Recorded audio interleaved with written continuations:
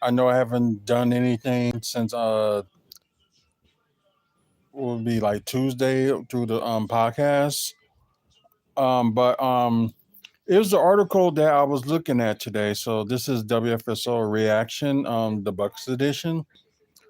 Um, there are players that they put up that they gave out way too soon that they got on this article, but I'm gonna read it and see like if I agree with it or disagree with it. And I guess you can see from then to now and where the players are at this time. So let's see who's number one. Okay, number five they got is Gary Payton. They going from 5 to 1. Gary Payton the second. Let's see. While most didn't learn that the name Gary Payton the second until his stint with the Golden State Warriors, which included a championship run, one of Payton's earliest stop was in Milwaukee, which was true. Um, yeah, I do agree they did kind of they kind of gave up on him too easily. Could have been like something like his father, although his father was you know what, but I it's just the way his father and his father's wife was, and when they came here and cried and complained that they didn't want to be here, and but yeah, when they supported, he supported his son when he was here, so that's good news at least. But yeah, the former Oregon State star first NBA minutes actually came in a Bucks jersey. While he was initially signed by the Rockets as an undrafted free agent out of college, he never suited up for Houston and spent majority of his time in the G League. He ended up being waived twice in the span of a single season with the Bucks, but showed flashes of a player he would become. While he didn't bring much of an offensive end, he showcased his trademark, the junkyard dart defensive intensity, harass harassing opposing guards. After getting cut by the Bucks in 2017, Payne was mostly a journeyman, unable to find a secure home until he reached Golden State in 2021. On the Warriors title team in 2021 through 22 season, Payton played major minutes off the bench and was a key defense stopper, touting the defense rating of 102.6. Well, I do agree that they did give up on him too soon, and yeah, and he was a good defensive player. And I was just like in the back of my mind was like, although I don't like his father, that doesn't mean that they could have got rid of him. Because I thought you're going to see some flashes of him coming soon. I think they should.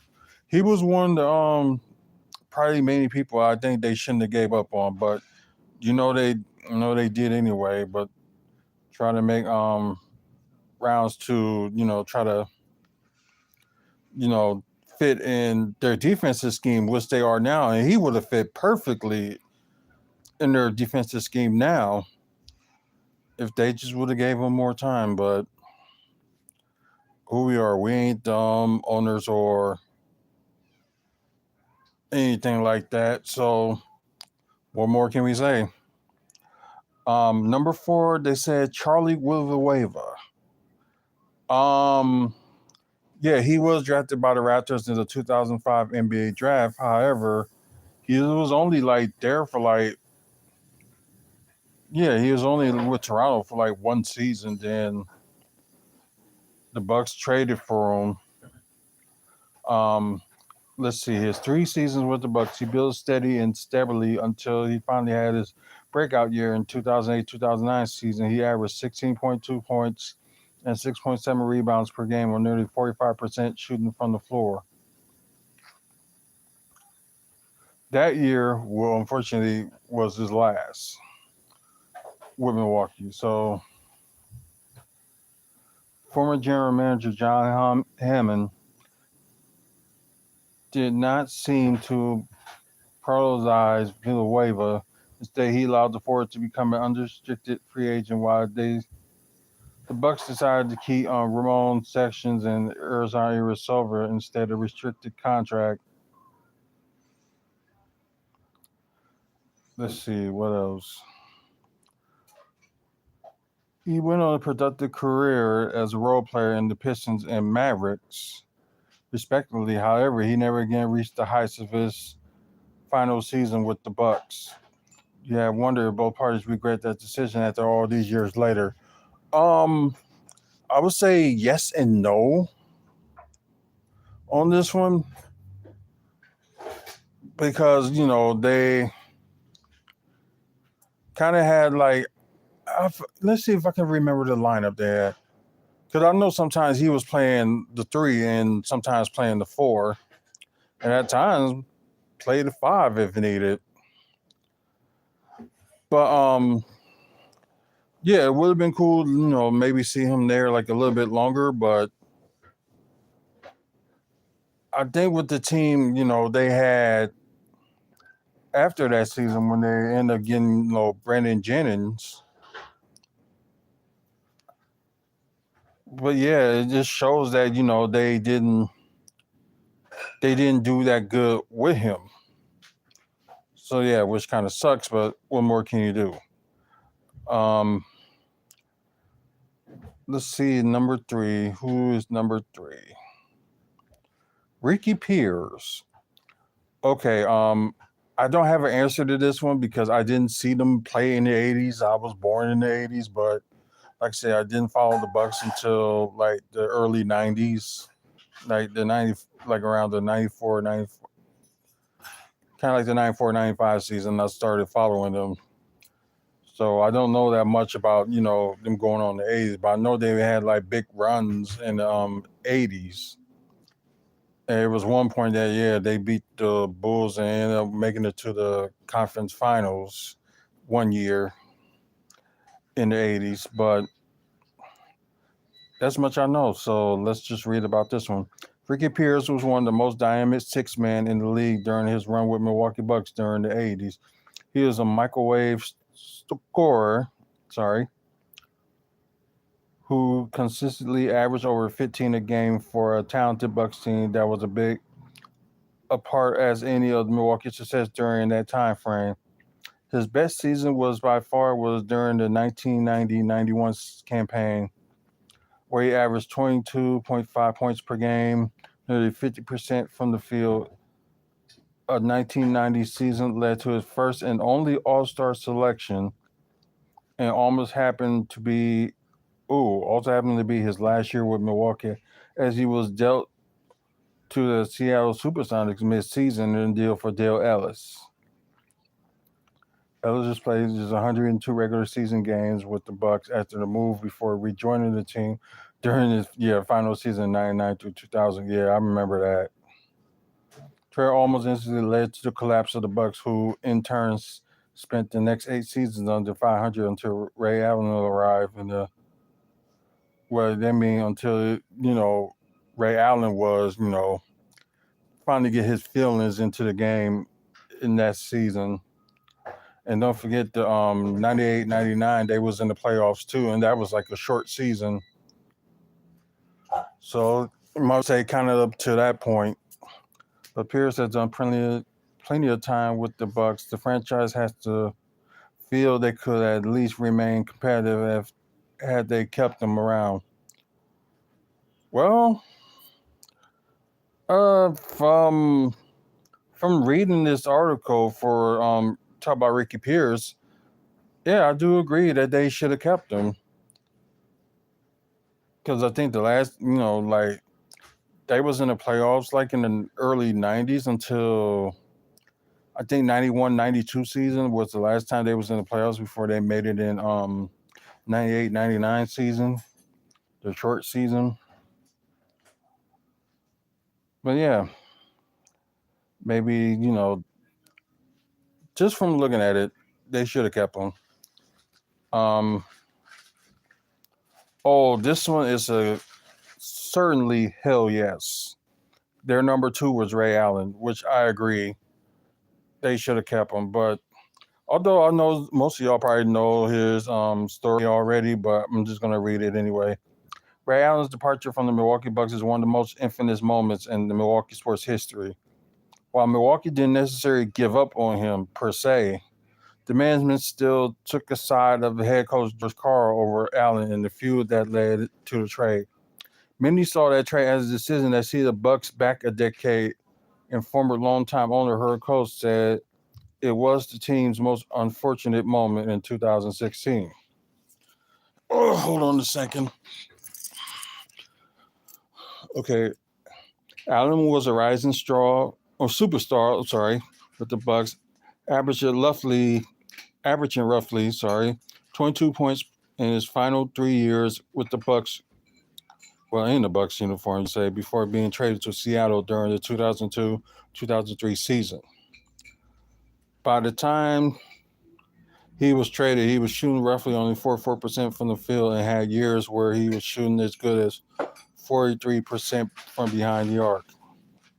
After his departure, Ray Allen, the Bucks partially wandered through the wilderness until the rise of Giannis Antetokounmpo in the mid 2010s.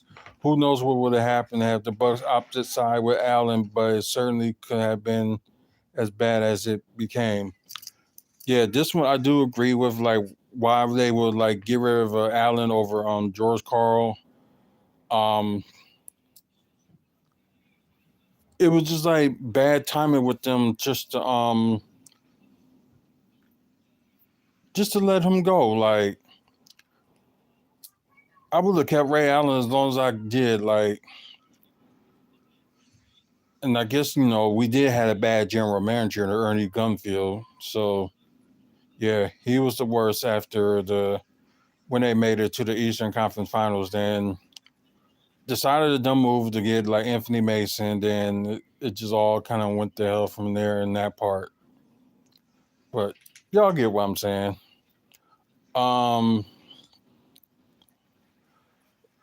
It's just overall that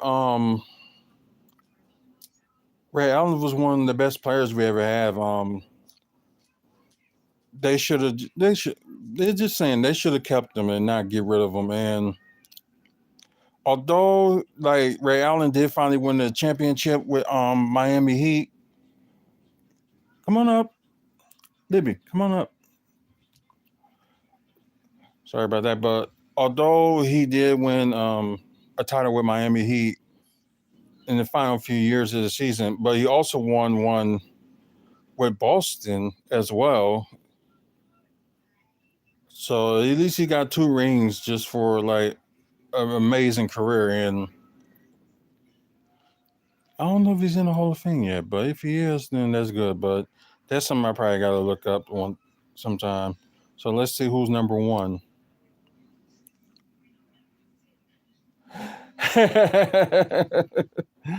Wow. I wouldn't say they really gave up on this guy, but they just decided, just to trade him, which is Dirk Nowitzki, which the Bucks could have had, but they ended up getting like Robert Tractor Trailer, and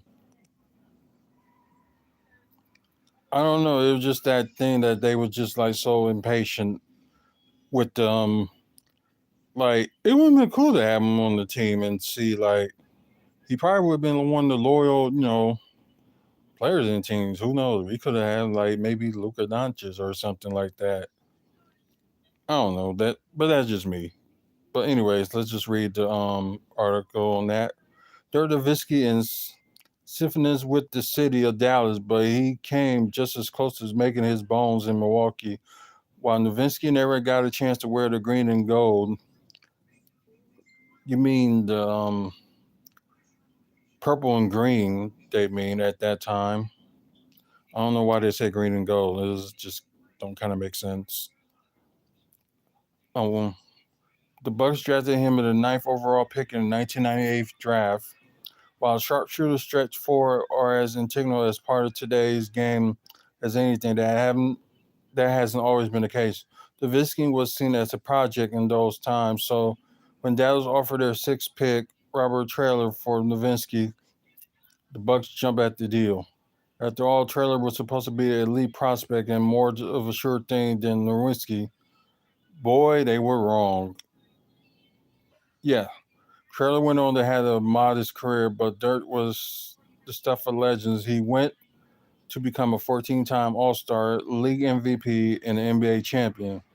As a cherry on top, his famous leg lift fadeaway ensured in bronze outside the Airlines Center, Lewis by far the biggest what could have been for the Milwaukee Bucks. So those are the five, and like I said, like this one I do agree on because I think all of them I did agreed on, well except for Charlie Villanueva. But the rest of them I do agree that they let go too soon. But what do you guys think? Just comment below on like who you think, like were there some people they were missing or some people they didn't add on here? Just comment below and I will respond. And thanks to our sponsors, Art from the Heart. Check them out on Facebook. And Moving Dudes, check them out on Facebook as well. And also give them a call if you're in Wisconsin, trying to move in Wisconsin area. 414-807-4299. And please like and subscribe to this channel and of course like this video. But yeah, check out our past videos too. From like, pro wrestling to Milwaukee Bucks. Probably would be interesting for you guys to check that out. But yeah, that's pretty much it. So until the next video, which will be sometime later on tonight, talking about both the Bucks games, the Spurs and tonight's Utah game. So check that out later on tonight. And y'all have a good one.